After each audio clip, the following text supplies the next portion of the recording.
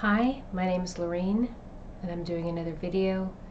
If you'll give me a second to clear, center, and balance my energy, we'll get started.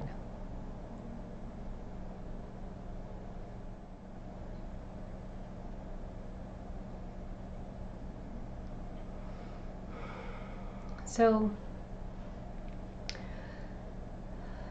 um, I'll just start with, I feel like the overreaching theme for this video is about letting go. And I'm just gonna state that at the beginning. As I was clearing my energy, I always clear my person, my space, the surrounding areas. I also clear Mother Earth, and I start working with fields of energy around the planet, through the planet. And so as I bring in or access this source energy and start clearing and working with the energy in the fields, and I'm clearing the earth, for some reason I visualize myself kind of doing this type of emotion, right, as I'm going through and kind of bringing that light, like a plane of light, a laser, if you will, just through the earth and clearing out negative energy or attachments. And as I get to the bottom, it starts sticking to my fingers like taffy. The negative energy is sticking to my fingers like taffy. And I was like, think of myself, what's happening? Why is it sticking to my fingers? And clearly this negative energy, this idea of separation is so deeply rooted and deeply steeped in our culture that it's hard for people to let it go, right? And but then the next thing that came in, so I start communicating with this source energy, and I'm like, what is going on? And then the message that comes in, we know taffy's sweet like candy, right? So you just can like lick your fingers. So just lick your fingers.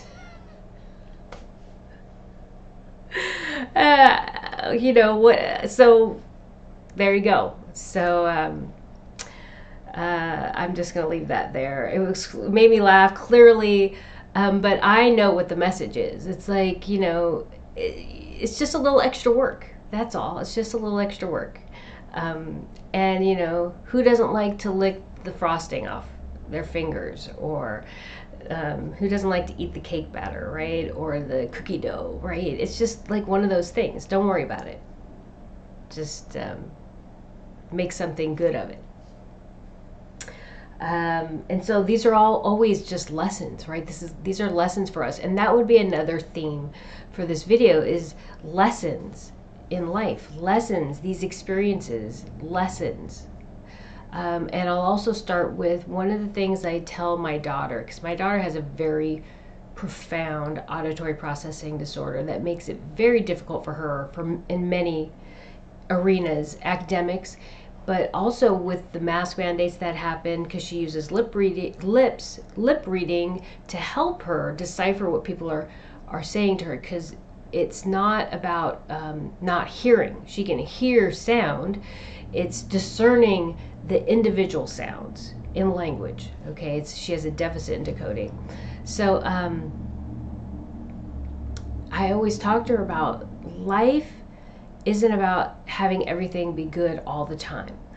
Our greatest lessons are learned during our most difficult or trying times. Okay, so always, as we're going through this, whatever experiences that we're having that are negative or difficult or challenging, what are the lessons that we bring out of it? Because I always talk to her about my lessons and my most difficult times and how that helped fortify me in my energy and who I am today. You know, at my age now, 55 years old, 55 years of challenges, some good things too, but a lot of very difficult experiences fortify me in who I am and my confidence in who I am. And so I always talk to her about that. And so I would also say that to you. What lessons are you learning from the challenges in this life? We can't just focus on how horrible it is and become victims. Once we live from a victim mentality, how do we overcome our circumstances? Okay. excuse me, how do we not let those experiences define us or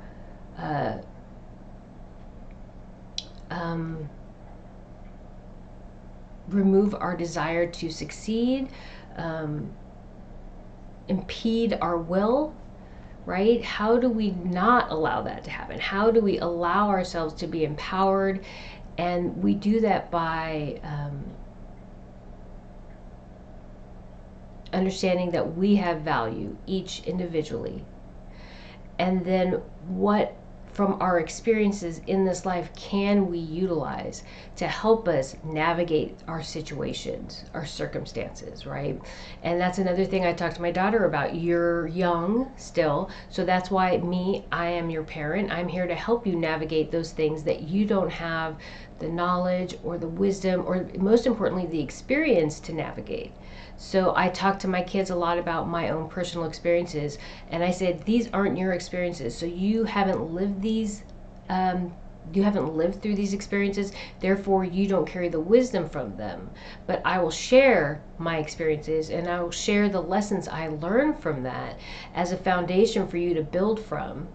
And then as you are exposed to different circumstances that require you to use your experience or the lack thereof, you can access my knowledge and my wisdom and figure out what part of that experience in my life has value for you and use that information to help you in your decisions. Because really, in the end, there is no substitute for experience.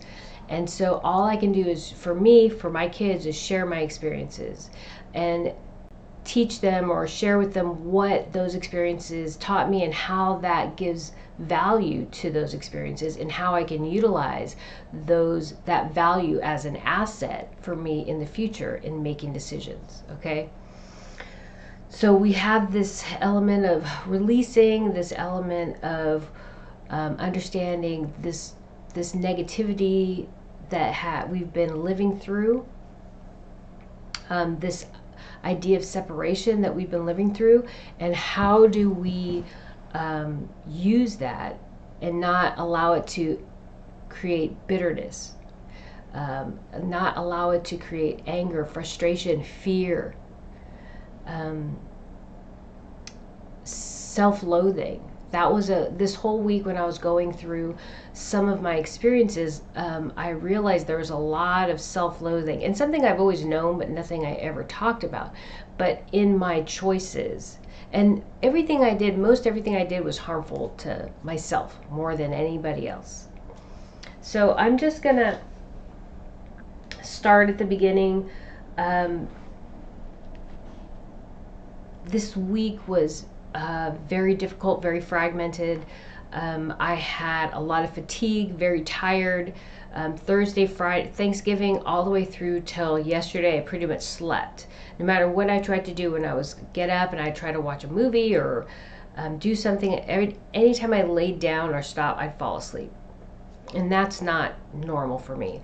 But when I'm going through massive energy shifts and when that source energy comes in and starts raising my vibration, and I end up with get all this information coming in, I end up with having a lot of fatigue, and no matter how much I sleep, I'm always tired. And so I felt that coming in. Also, I've been very clean in my eating. I'm actually eating vegan for like almost a year now. And that was spiritually motivated along with my fasting. But my fatigue has been so great and I've been so tired, I felt like I needed to eat some protein. And so I did have meat Thanksgiving.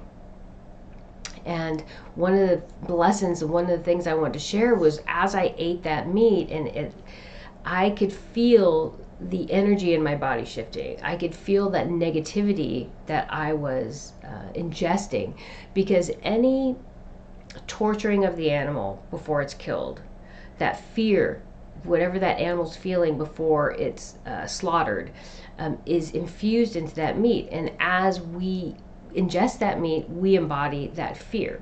Okay, so these are things that I've cleared out of my body.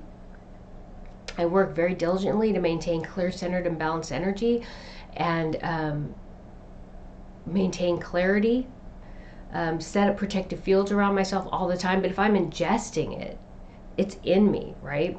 And so as I ate that meat, I could feel my clarity is becoming cloudy.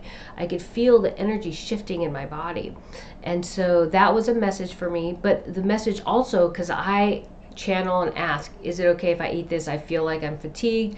And so I clear everything.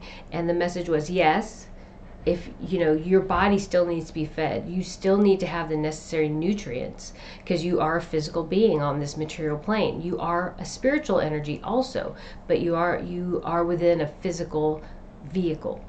And so I did make sure that I had that it was okay, because my commitment is to my path and purpose above all else.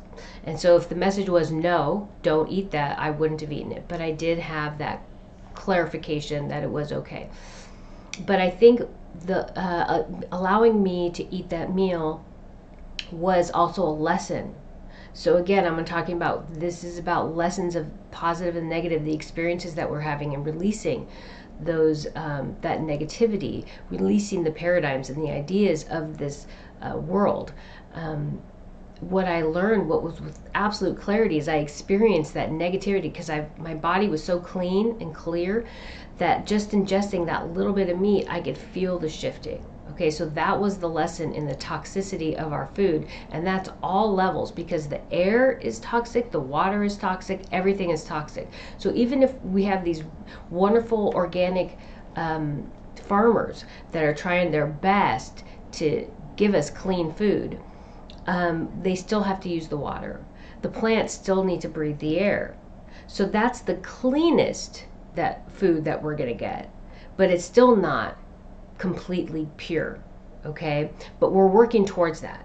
So that's not disheartening for me. That is, I have value and I have gratitude for the passion that those organic farmers have for what they're doing to try to provide the best quality food that they can for us, okay? So it's important to remember that and not dwell on the toxicity of this world, okay? Just release that idea, because it's leaving, okay? So I'm gonna go back because to the last video for a minute, because when I was talking about my uncle and his experience in World War II, he's actually my great uncle. It's my grandfather's younger brother. I got really upset, so I kind of, here's another example of me moving out of center. So I could only share what I was ready to share, because or I was capable of sharing in that moment, because I really wasn't going to go too deep, because it's a really super emotional experience for me to tap into my uncle, to tap into his experiences, because we were very close. Even though he was 93 when he passed away, and I was just before his 93rd birthday, and I was 32, and there's a huge age difference, I still had a very close relationship with him, and I still miss him a lot. And so even though I communicate with him spiritually, there was value in his physical presence. And so I think that's something we all struggle with when we lose loved ones. So when I was talking about my Uncle Dan, I was talking about the darkness that we carry within, because in order to engage in war, we all have to have the ability to take a life, right? That's basically what's being asked of us.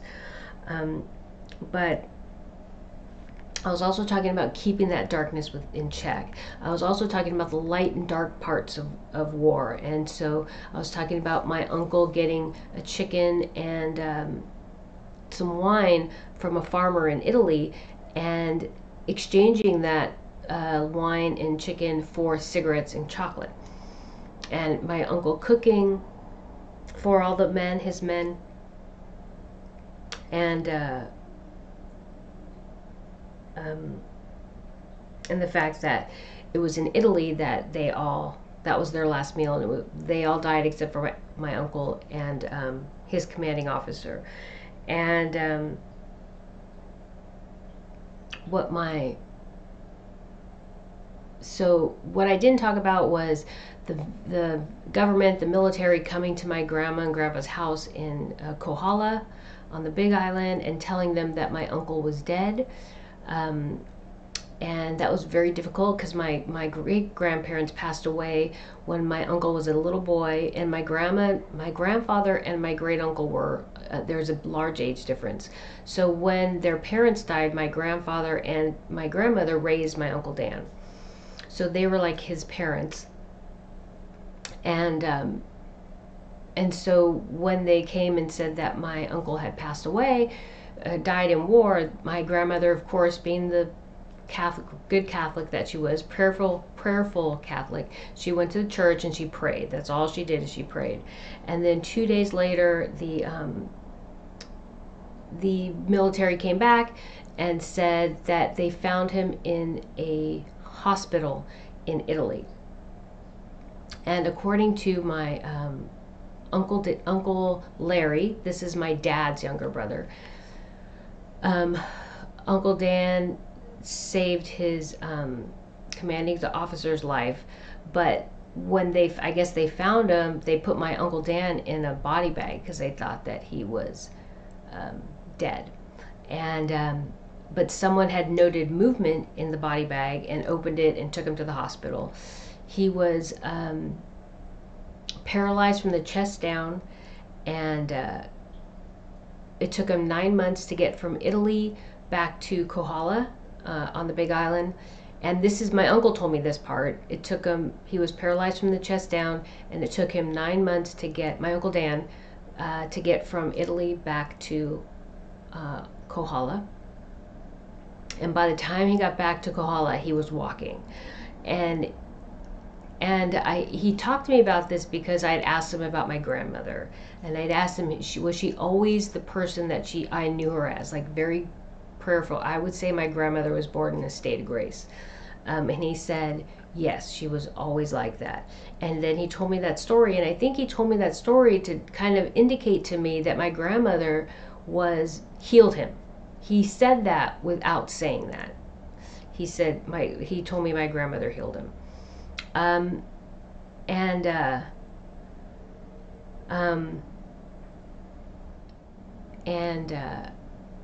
don't ever remember my uncle not being with my grandparents. So my grandparents and my Uncle Dan were always together, and I always saw him when I saw my grandparents, and we were kind of like his surrogate kids or grandkids, or however you want to look at it, because he didn't have his own family. Well, he had us, but he didn't have a spouse and children of his own. So the reason why I'm telling you this is because when I was reviewing this story in my head, I started making connections about who people are in my life and what they were meant to do and what they were meant to help me with and what they were meant to teach me. And I just saw the web of interconnectedness, okay?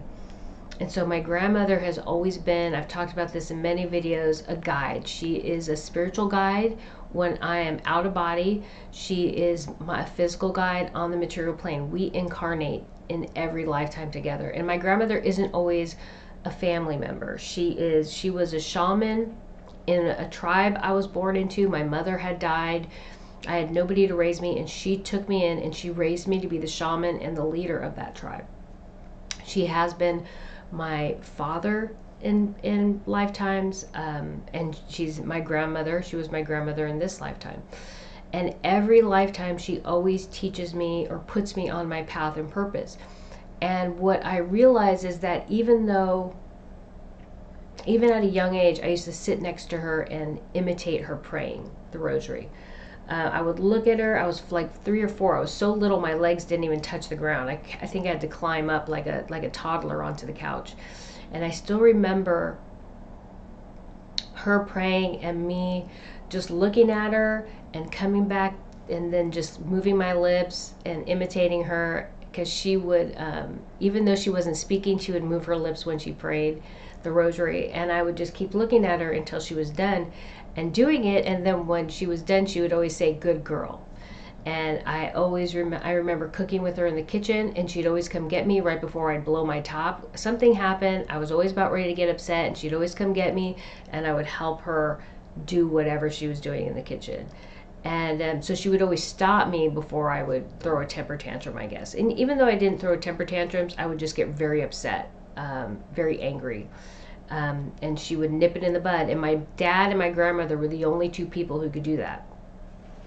Because once I blew, I blew. And it wasn't a temper tantrum, it was rage. I would just say that. It was absolutely rage. So I look back and I see how she helped guide me spiritually in my life. Then I look at my father and I see how he helped guide me as a female, honoring and respecting myself, and him training me on what it means to be loved unconditionally by a male. By someone of the opposite sex, even though it was very platonic because he's my father, but understanding what it means to love someone unconditionally. That's what my dad taught me. My dad taught me how to love myself and how to value myself, and to know what unconditional love feels like. And my mom had a different role. She had her own traumas, and because of her own traumas, there was a lot of, I would just say, some neglect, although I believe maybe other people wouldn't see it that way. But as an adult, I grew up and look back and realize that she always gave me as much as she possibly could, and I couldn't really judge her for her shortcomings, because always my mother gave 100% for every single person that entered her life. And she was like my dad. She just knew unconditional love and compassion and kindness, but her own traumas in her life limited her ability of what she was willing to give, because her experiences, nobody taught her how to deal with the traumas, right? I have a brother who I talked about in the past who used to beat me up and molested me as a child. And I would think to myself, why do people hurt children? I used to make excuses for him, why he did it. I didn't blame him, but there was a lot of self-loathing and devaluing of myself, because of being objectified as a little girl, not even as a woman, as a little girl. I didn't, and then on the two worst days of my life, who shows up? My oldest brother. So there was conflict in that. So I had to work through that, but it was the way my dad treated me that showed me that what my brother did was unjustifiable. It was not okay, and it could not be rationalized, and it was not okay. But then my brother had his own childhood traumas from his biological father, right? So it doesn't make what he did okay. But what I learned is I need to set clear boundaries about what's okay in my life and what's not okay in my life. And you don't get off the hook. I forgive you because that allows me to heal. But you still have karmic debts to pay because of the darkness that you've brought into this world, okay? I have another brother who I was very, very close with, and who my two older brothers have issues with addictions, and we were very close. But one thing you need to understand about addicts is the addiction takes precedence over everything else. And 2 times I got that brother into rehab. And the 3rd time he needed to go into rehab, all of a sudden he was very aggressive towards me and told me I didn't know what I was talking about. And at that point I realized he was not going to get help. And so I had to separate him from my children. And so what happened with that, it created a lot of anger and bitterness. And he actually said to me, how could you take them away from me?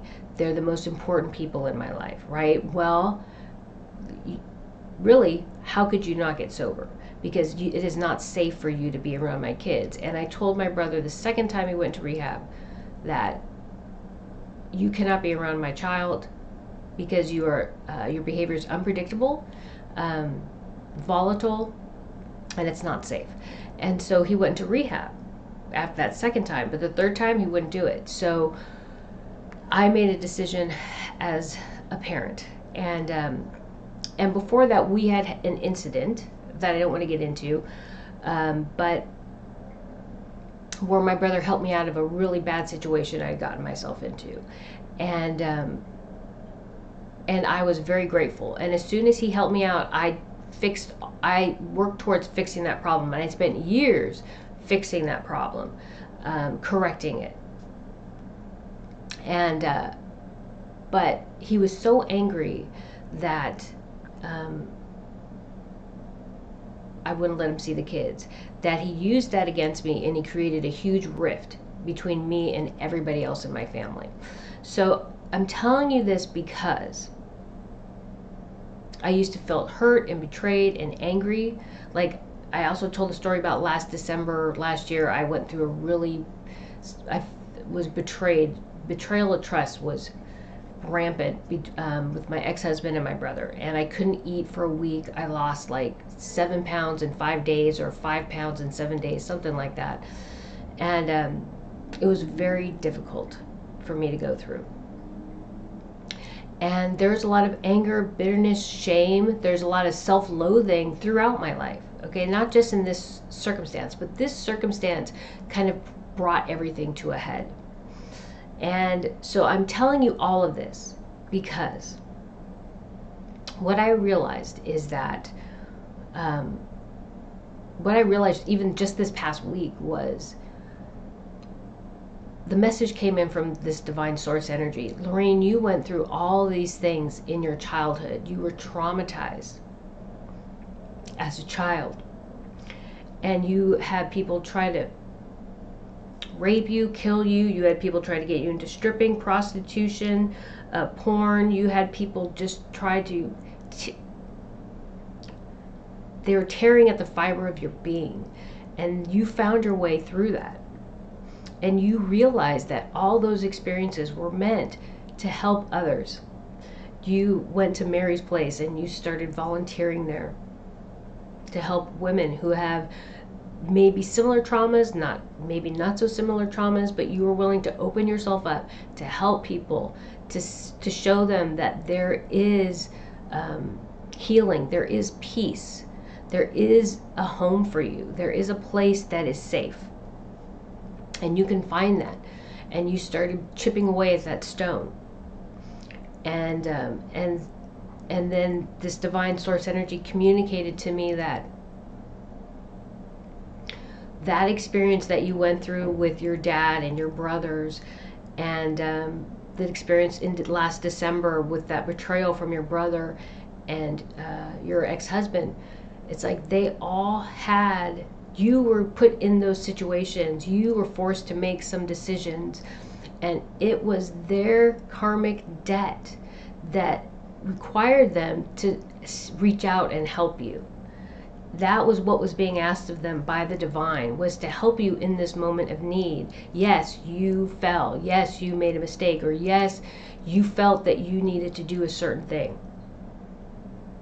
And things didn't go the way they were meant to go. And so it was their karmic obligation, people that were in your life, to help you when you needed help. And so your brother did help you in that moment, but then he used that against you because of his own fear and insecurity, his own need for validation. But the lesson for him was to do something out of the kindness of your heart without needing to be validated, without needing to be acknowledged. Okay, to do it anonymously, right? But that's never been a strong suit for my brother. He's always needed to be the center of attention. He's always needed to be acknowledged. But that lesson for him was to do that and not be acknowledged. And so that energy came in and said that to me, and I was like, I never even thought about it that way. And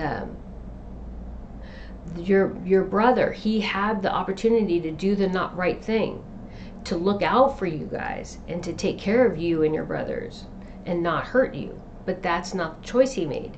He was just angry and bitter because things didn't go his way, and so he he tormented you because he was angry about his life. But that was an opportunity to think of someone other than himself. Okay? And so when my brother kind of turned everybody against me, everybody had the opportunity to look at it from a different perspective and learn the lessons that my grandmother taught all of us. My grandmother, again, was a very loving person, a healer. I feel like she was born in a state of grace, and she maintained that state of grace through her whole life. And we all had lessons to learn from her. And so what this source energy said, look at all the people who had access to her, her children who were raised with her. And what did they do with those teachings? Right? What did they do with them? They lost them. They listen to this negativity, and they come from a place of judgment, of arrogance, of ego. Everything, every person brought into your life was a lesson for you. You brought into all these people's lives was a lesson for them. Did they learn that lesson? This is an existence of interconnectedness. We all have a path and purpose, and we all have something we're here to do, and we're all here to help each other. Did you learn your lessons? Do you still judge others? And I'm going to go here. Oh, wait, where is that? John 8:7. Let him who is without sin among you be the first to cast the stone at her. So that's related to Jesus, the woman who committed adultery. And she was about ready to be stoned. And the covenant, or the Bible says that both were to be stoned, the man and the woman. But in that circumstance, they had only brought the woman to be stoned. So that shows the hypocrisy of the beliefs in the religion. The Pharisees didn't bring the male and the female to be stoned, only the woman. And so that breaks the covenant, right? Breaks the law. And so that part of the Bible represents the hypocrisy and the beliefs back then, right?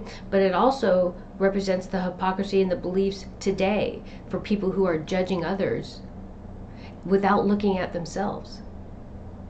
Because there are people in my family who have made very poor choices, yet they feel justified in judging other people. They think people don't know about them, right? They think they kept all their skeletons in the closet, and that if people don't know the bad things that I've done, I can judge you because I'm pure according to what you believe. But that's untrue. It doesn't matter whether people know your secrets or not. The divine knows everything. And as you sit in judgment of others, you create a greater karmic debt. Okay? I hope that makes sense. So that, when I was talking about my uncle, and I talk about my grandparents, I've literally spent years trying to figure out what these relationships are, what they're meant for. And my grandmother, spiritual path and purpose. My grandfather was very stoic. He was all about balance and protecting the family structures, very reptilian, very Alpha Draco in energy. My Uncle Dan, same thing. He was the warrior, very reptilian, very Alpha Draco in energy also. But my grandfather represented more the stoic, balanced energy.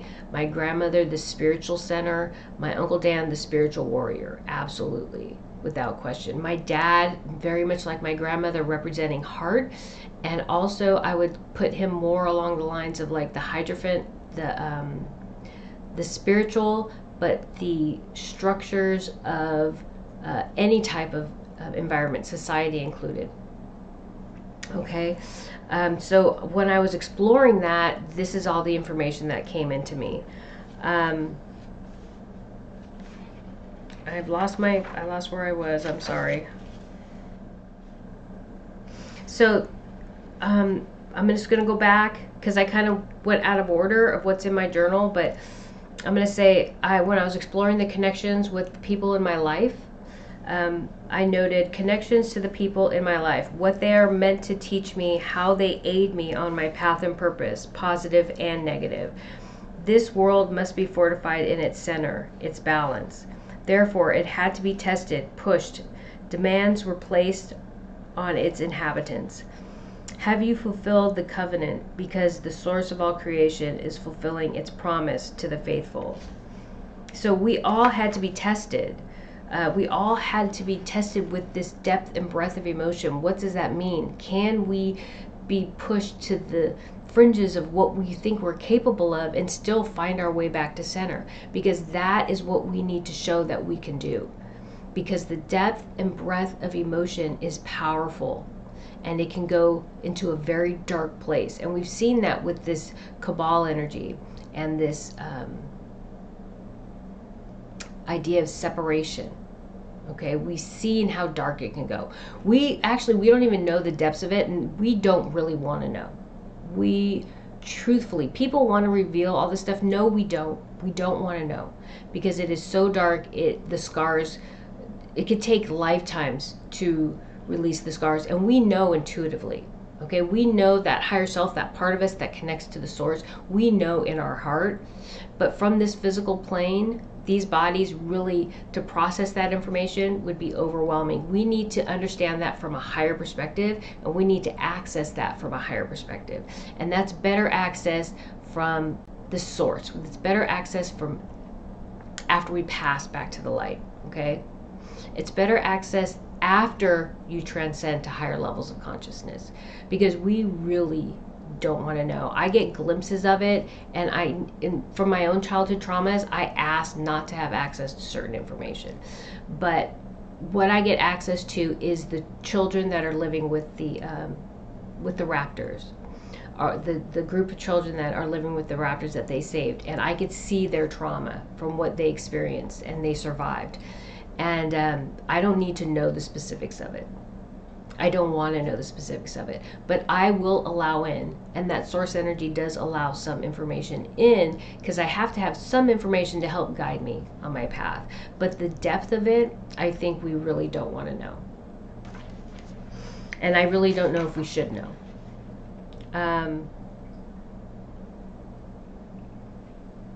I came back into this, the spiritual warriors started coming in again, and there's one that's very strong, the Knights of Templar. There's two that are actually very, very strong that have come in, very, very strong. And I feel like with this Alpha Draco coming in and clearing out the negativity from the planet, the balance, the Alpha Draco is living from balance, coming to the planet and clearing out that those negative Alpha Draco living from separation is shifting the energy and starting to move and redefine that idea of spiritual warrior. And I feel like these energies, clearly, I got very clearly, they didn't know that they were Knights of Templar. Like, they have that genetic coding or vibration. They carry that within their DNA. But I got the message that they're starting to awaken to that, that truth.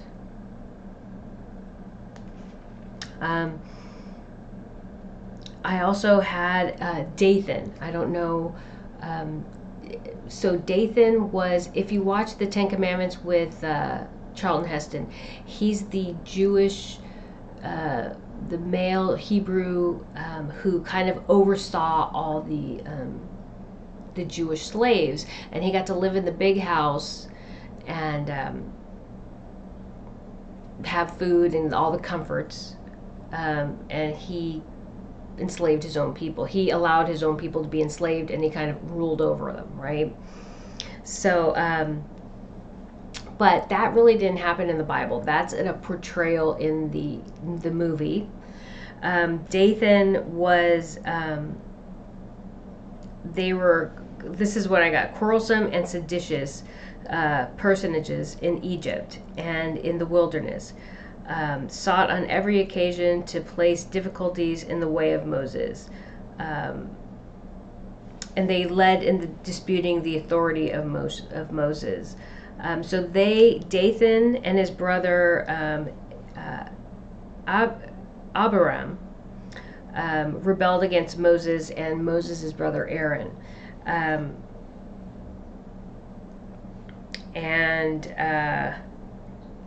In Numbers, it says the earth opened up her mouth and swallowed them up. And then their lineages were ended there. So in the Bible, there's the tribes of Abraham, and those lineages are written out in the Bible.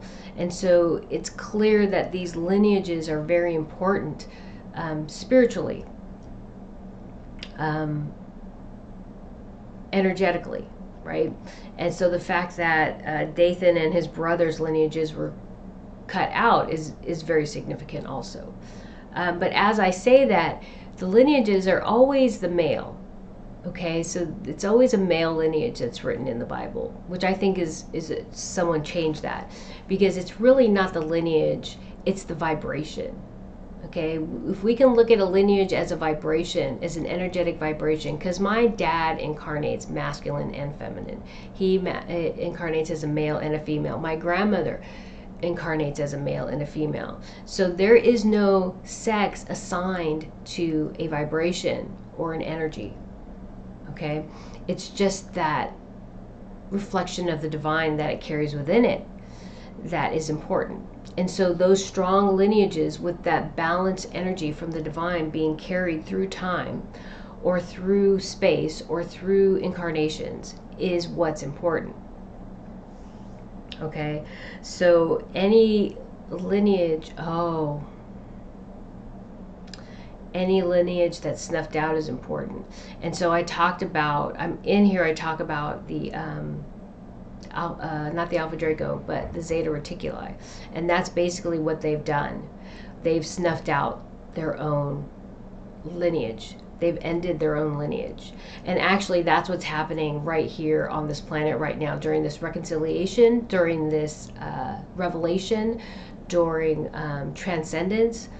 I've said it in a past video and I couldn't even begin to tell you which video it was, but all the timelines are reconciling.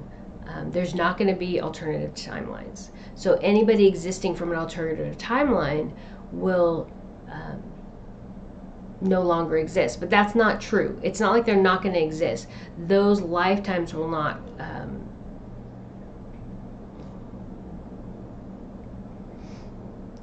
they will be transmuted to something else. And so let me I'm starting to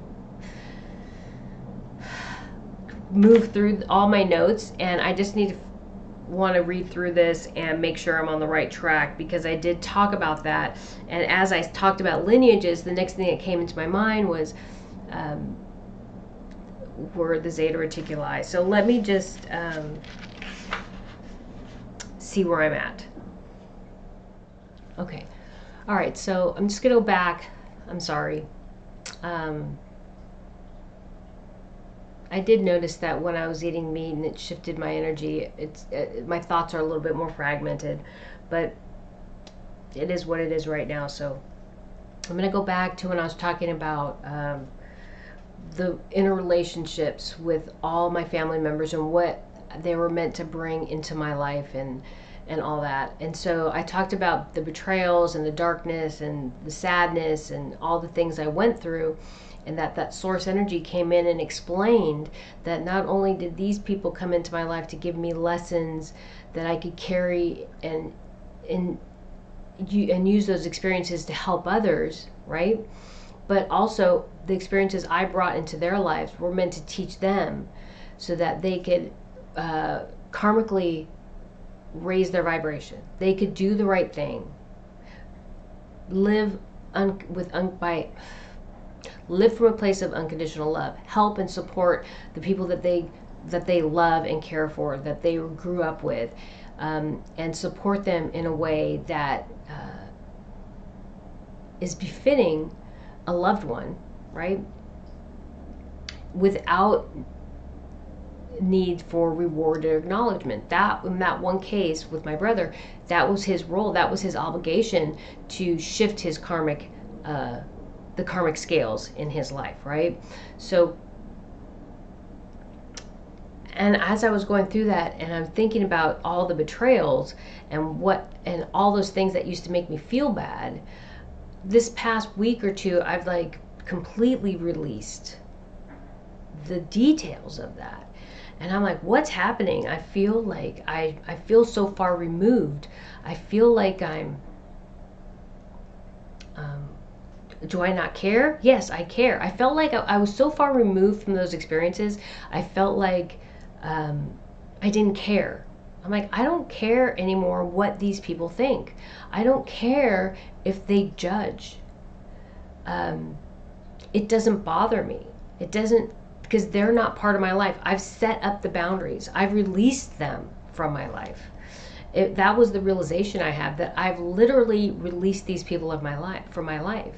They have no value for me. They have no value for my children anymore because they come from separation. They come from judgment. They didn't learn anything from my grandmother, like the most blessed person that I've ever experienced in my life, that gave me more than I could have ever asked for. The lessons I learned from her are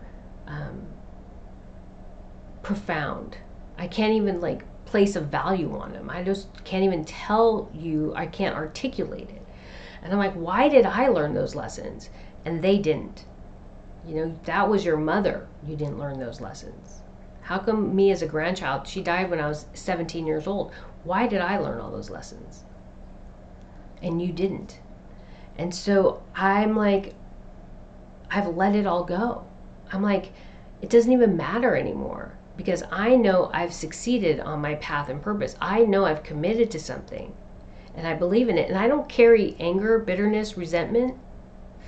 I still love my family. I still love these people, but I'm not going to engage in that negativity, in that ego, in that arrogance, and in that judgment. I'm not going to do it. And I've set up clear boundaries for that. And when I started realizing that not only was within that circumstance, but that was across the board in all areas of my life, I realized that I'm seeing the world from a different vibration. My vibration is, I'm no longer living from separation. I'm moving into unity consciousness. And it's not about judging. It's not about that. It's about living from a different place of awareness. I see that you have not learned the lessons that you needed to learn, and therefore you will be asked to learn those lessons in a different life, on a different world. But this world must move into balance. It must move into balance. And if you haven't learned the lessons, you cannot remain here. Okay, so I'm just seeing the world from a higher perspective, and I feel completely separate from these people now. But honestly, I'm still living every day. You know, I still have to pay my rent. I still have to, you know, take care of my kids. Right? There are things I need to do in this place. But I am not engaging the world from that perspective of ego and from separation. Okay, and the people, and I only have interest in engaging people who are raising their vibration, who are working from that place. So I set clear boundaries. I engage the world as I'm required, but I live from a higher perspective. And what I've found is that anything that is not vibrating at that level is not within my space. It does not enter my space. Okay? And so I have, so as I live at a different level of consciousness, I feel like I'm more of an observer on this world right now until the transition is complete. And then we have people that are still living in the past. So during the middle of the pandemic, people were saying, when can we go back to the way things were? When can we go back to the way things were? Well, there is no going back. There is no normal. There's only going forward. And so the message is very strong. Nothing will remain of the old. Nothing will remain of the old. Okay? That's a very, very strong message. And I don't know how that transition will take place, but it is taking place, and nothing of this world of the past will remain. Ending the cycle. All things will naturally end. Closure is inevitable and natural. I don't worry about the past because those things no longer affect me. I'm not living at that level of consciousness anymore. Anything relating to the old is merely observed, not experienced. I am in the present manifesting my future. It is not a parallel reality or an alternative timeline. The transcendence of Mother Earth is a reconciliation. Any alternative timelines are being reconciled. They will only exist in the mind of unity as a memory. That's what I was trying to say that I couldn't before. They will only exist. Any alternate timelines are being reconciled. They will only exist in the mind of unity as a memory. If there is a halfway point in this incarnation of divinity, this is it. If there's a halfway point in this iteration of divinity's discovery of itself, this is it. This transition of Earth is it. I have discussed this before, noting the Anshar being from an alternative timeline. Those energies will no longer exist in their current form. This reconciliation will determine path and purpose for these energies. This is determined by divine source energy. Mother Earth is being cleansed. All energies, beings on this world attempting to usurp the divine are being removed. There will be no exceptions. These energies will seed new worlds and begin a new cycle. So, and then today, I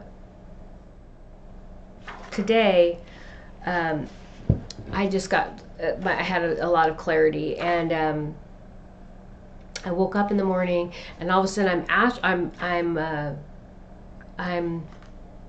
crossing a bridge. I'm crossing a suspension bridge, and I get to the middle, and it collapses, and it swings down into the wall, kind of like I don't know if you've ever seen the ending of Indiana Jones and the Temple of Doom, or like Romancing the Stone. There's a scene where a bridge drops, but that's what happens. The bridge just dropped, and I'm stuck on the side of the wall, the cliff, and I'm like, okay, well, here we go. So I start climbing, and I get to the top, and it's all grass and soil, and I'm just like, oh my God, I cannot pull myself up. I cannot get a hold. If I try to grab onto the soil, I'm gonna fall. That's all I know.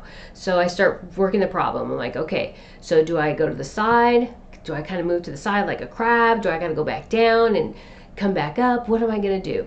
And all of a sudden, this hand, this massive reptilian hand, comes down.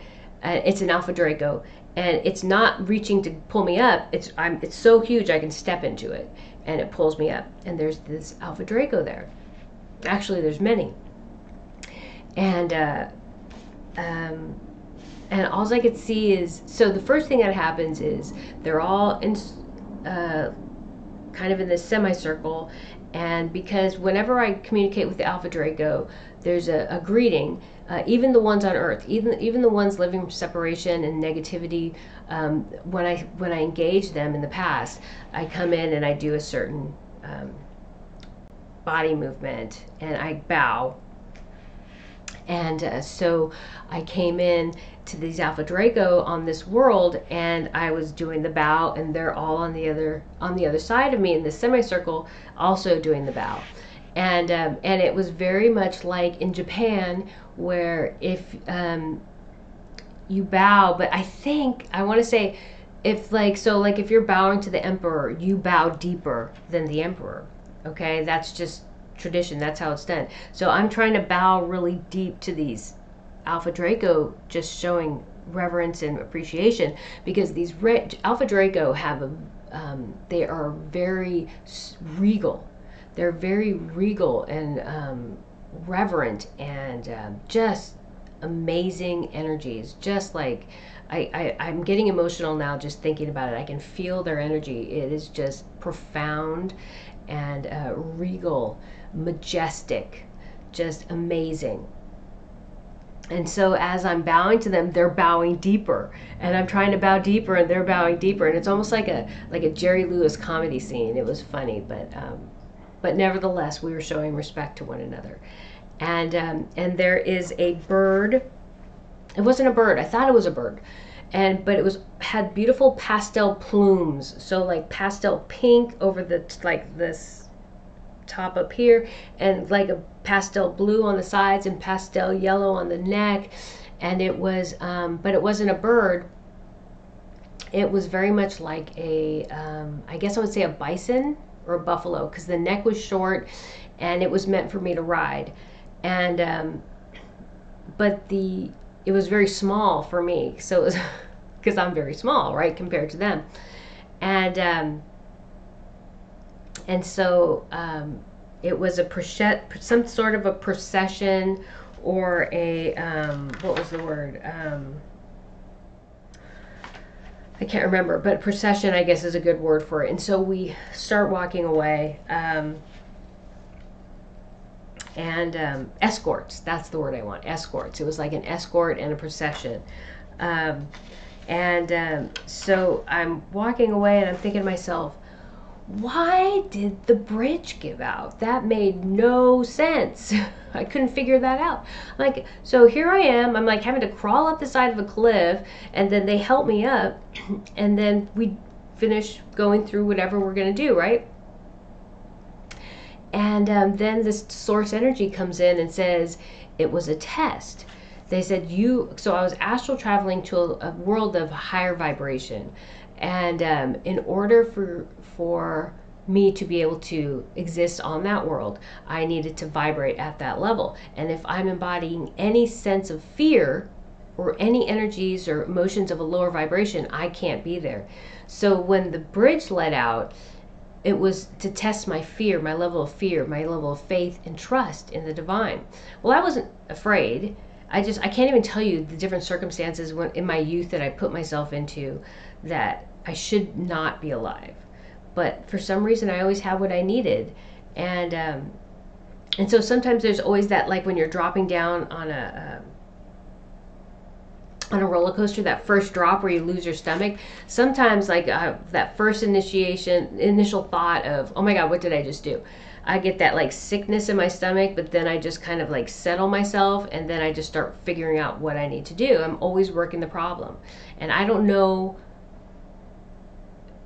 Okay, so I'm just going to stop right there. But the divine says the way your brain perceived that experience was the bridge dropping out. That's not really what happened, but as I'm traveling through these different levels and planes of existence, or different levels of consciousness, as I move to different levels of consciousness, I can't be negative. I can't be living from separation from this physical form, okay, from Lorene's physical form, astral traveling, okay, not my higher self, but this me, coming from this place here on earth, and then astral traveling. They need to make sure that I'm at a certain level of consciousness before I can move to that next level of consciousness. So I was just told that is how my brain perceived that lock or that door or that code I needed to break to get to that next level of consciousness, was the bridge falling out, which I thought was kind of neat. But those are part of like the safeguards of the universe to make sure that this negativity doesn't reach this higher level of consciousness and awareness, and use that idea of separation to reap havoc on the universe. Okay.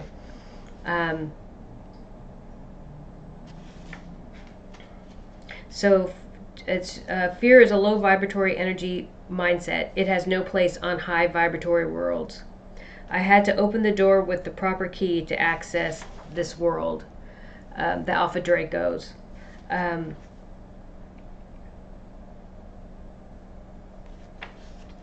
so I just had a note here of all the crazy stuff I did when I was younger, and it just said, I always have what I needed to make it through the circumstance. I was always able to see, feel, know what I needed to do to survive and rise to the occasion. And so then the Alpha Draco, so now here I am with all these Alpha Draco around me. We're in this procession. I have these escorts, and we're walking through this beautiful green like vegetation. It's almost like My Little Pony. I'm seriously, it's so beautiful and majestic. I'm thinking of My Little Pony when my daughter was a little girl, and the unicorns and the colors, and this bird-like creature that actually was like a buffalo or a bison that I was riding on. The colors of its coat, they were pastels, and so we're walking, and of course, we come to the space, and there's these beautiful like castle, I guess you would say. It's huge though. It reminds me of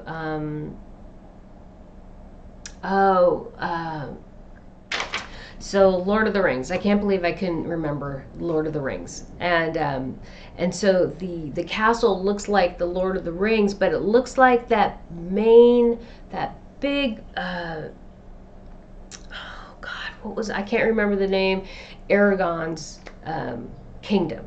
The castle with those huge walls, like pillars. They almost look like pillars etched into the mountainside, and just massive and majestic and stunning. And now I'm seeing that tree, the tree that's in the courtyard, and everything's white, and that's what I'm seeing as I'm walking up. This procession is walking up this road, but it's surrounded by nature, where it's not a road, it's not a city, it's surrounded by nature. And then there's this beautiful castle that looks like it's going up to the sky, and it's white, and these beautiful pillars, and it's breathtaking. It's just totally breathtaking. The buildings representing the societal structure, they are pillars, structures, organizations, roles. I want to say hierarchy, but that's not accurate. I don't know a word that can describe this structure other than divinely inspired. Everyone knows their roles and engages in those roles readily. It fuels their heart, path, and purpose. There is no questioning of roles, path, or purpose, because all are connected to the divine and know what is being asked and expected of them. To resist goes against the flow of energy and blocks source energy, abundance. This is a lower vibratory action.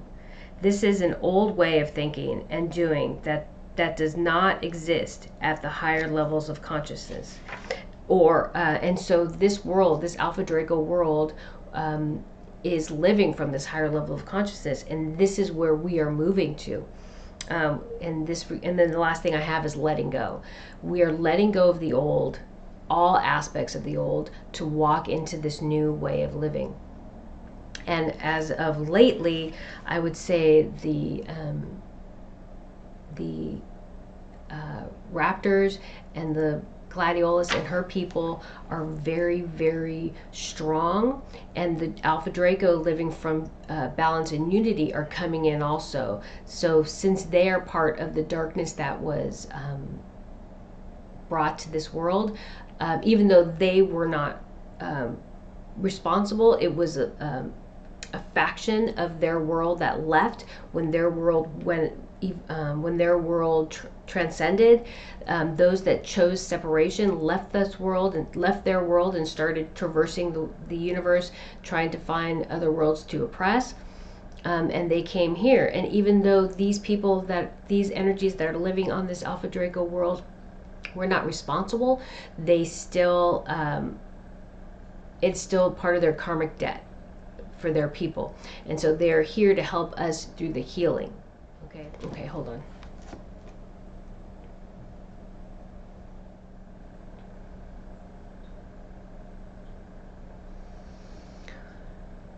So,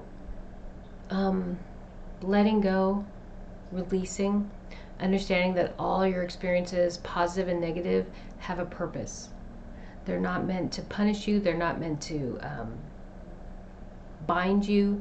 They're meant to empower you and understand who you are, and give you an awareness of your gifts and your inner strength and power.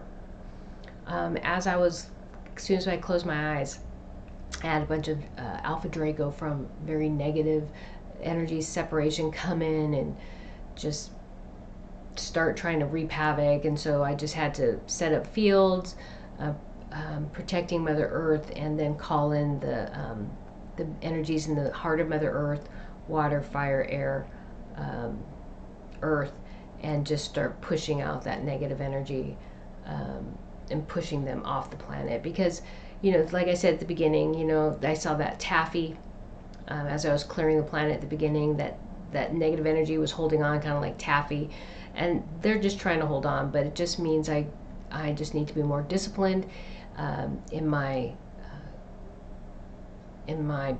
actions, in my behaviors, in my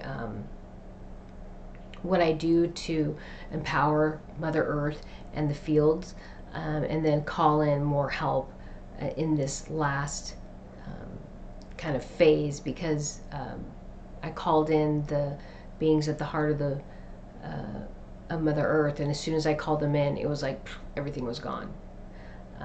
So that was another lesson for me. It's not me alone. You're not alone. You're never alone. You have support. Okay, so I think that's it. Thank you.